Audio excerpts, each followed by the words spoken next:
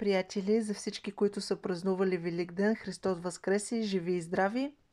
Много козанаци ми се насъбраха, аз си умесих, приятели ми подариха козанаци и се чудих какво да си направя.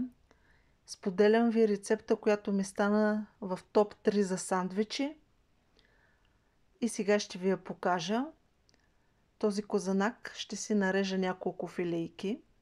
Козанака е малко мек, малко трудно се режат филейките, но това е без значение. Не ми са много равномерни.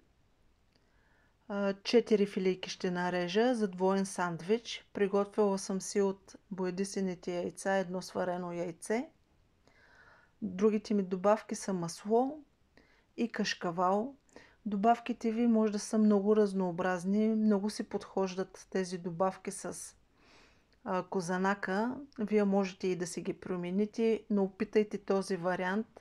Мисля, че ще ви станат и на вас фаворит тези сандвичи.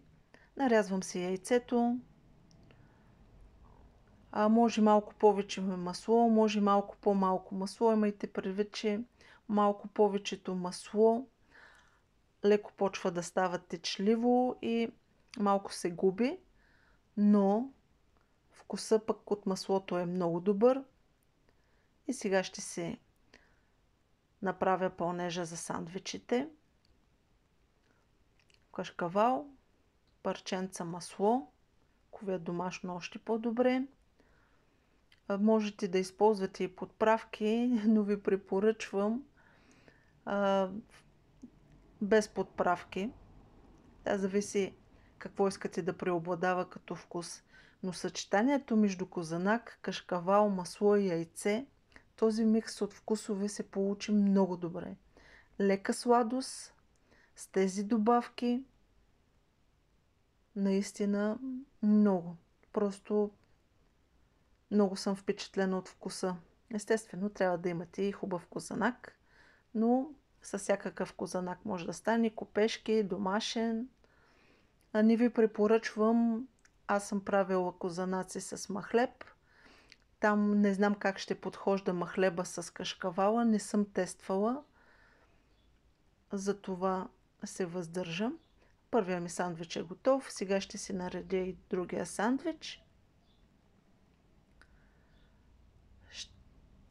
Благодаря ви, че гледате клипа. Споделете с приятели. Мисля, че това е една от най-бързите закуски, които може човек да си приготви. Много е удобно, много е лесно, много е бързо, но най-важното, че е много вкусно. За нула време имате чудесни сандвичи. Нареждам си и тук маслото, кашкавала и яйцето.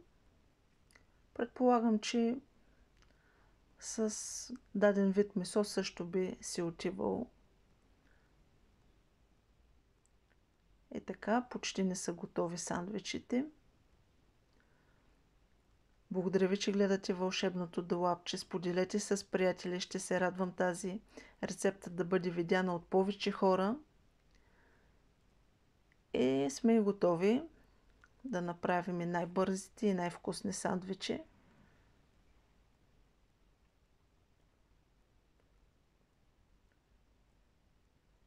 Намазала съм си предварително формата.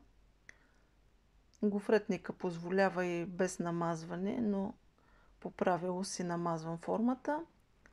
Така, малко по-дебелички ми станаха сандвичите, но остават страшно вкусни. Да ви е сладко, приятели, живи и здрави, едни чудесни сандвичи. Благодаря ви за подкрепата и че гледате канала. Да ви е сладко и до скоро!